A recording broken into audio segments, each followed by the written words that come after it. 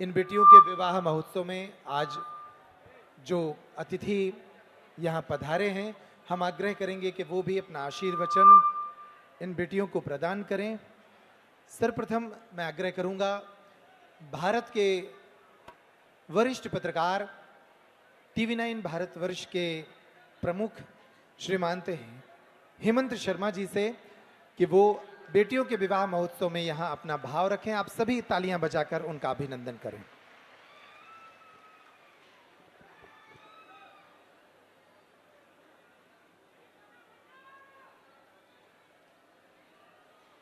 बागेश्वर बालाजी के श्री चरणों में प्रणाम। इस 3 रोज के अभिनव शिवरात्रि समारोह के उत्सव मूर्ति और सनातन के ध्वजवाहक परम पूज्य धीरेन्द्र शास्त्री जी का वंदन और उपस्थित आप सभी मित्रों का अभिवादन। अगर मैं आज यहाँ ना आता तो जीवन में बहुत कुछ मुझसे छूट जाता। सामूहिक विवाह के इस दिव्य और भव्य आयोजन को देखकर मैं गदगद हूँ। खास बात यह है कि इस विशाल विवाह यज्ञ का कर्ता धर्ता स्वयं एक अविवाहित आदमी है। पता नहीं आप सबने यहाँ विवाह की पूरी व्यवस्था देखी कि नहीं, पर मैंने विवाह का उपहार मंडप, विवाह मंडप, हल्दी मेहंदी की रस्में देखी। विश्वास कीजिए, इतनी गरिमामय और दिव्य व्यवस्था मैंने कहीं और सामूहिक विवाह में नहीं देखी।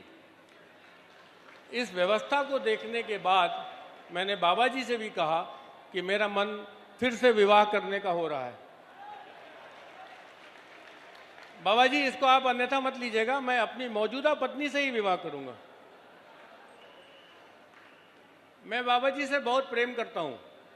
पश्चिम की दुनिया आज के दिन प्रेमोत्सव मनाती है, इसलिए बाबा जी से प्रेम का इजहार करने में आज दिल्ली से छतरपुर आया। जब चारों तरफ नफरत की बाढ़ हो, जातीय जकड़न से समाज टूट रहा हो, तो ऐसे में गढ़ा गांव में समरसता का यह आयोजन सचमुच अद्भुत है। मुझे बताया गया कि जिन कन्याओं का आज विवाह हो रहा है, उनमें से 100 के आसपास आदिवासी हैं। समाज को जोड़ने वाले इस सामूहिक विवाह यज्ञ को आयोजित कर बाबा जी आपने मिसाल कायम की है। मंदिर की दान पेटिका से 300 जोड़ों का विवाह करा आपने जो अतुलनीय काम किया है, वही देश, समाज और सनातन की असली सेवा है। इसके लिए मैं एक बार फिर आपका वंदन करता हूं। आप अभिनंदनीय हैं, प्रणम्य हैं, स्तुत्य हैं। मैं आपको प्रणाम करता हूं। मंदिर की दान पेटिका का समाज के लिए इससे बेहतर इस्तेमाल नहीं हो सकता। इस वक्त सनातन के नाम पर हर कोई अपना कारोबार कर रहा है। बाबा जी, आपकी इस बेमिसाल समाज सेवा से या तो दूसरों को प्रेरणा लेनी होगी या उनके धंधे बंद हो जाएंगे। कल शिवरात्रि है, शिव के विवाह की सालगिरह, जो आदि है, अनंत है, उनके वर्ण की वार्षिकी है। शिव के सिद्धि और संयोग का अद्भुत दिन है। इस दिन शिव एकलता से निकलकर अंगीकरण को चुनते हैं, परिग्रहण करते हैं, लोक मंगल के लिए देव, दानव, मनुष्य, जीव सबको धन्य करते हैं।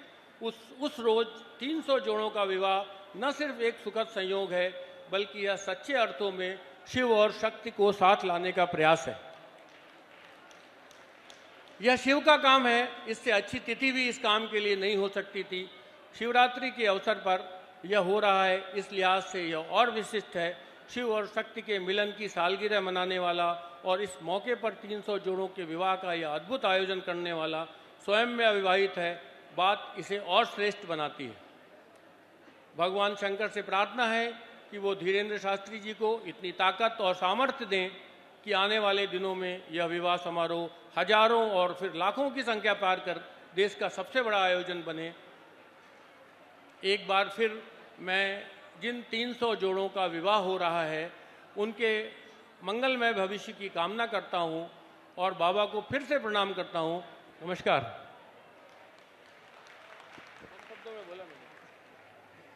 बहुत धन्यवाद। आप सभी तालियां बजाकर अभिनंदन करिए। हेमंत शर्मा जी इस देश के सबसे वरिष्ठ पत्रकारों में से एक हैं, एक चिंतक हैं, लेखक हैं। और भारत की अनेक महत्वपूर्ण घटनाओं पर उनकी किताबें प्रकाशित हुई हैं।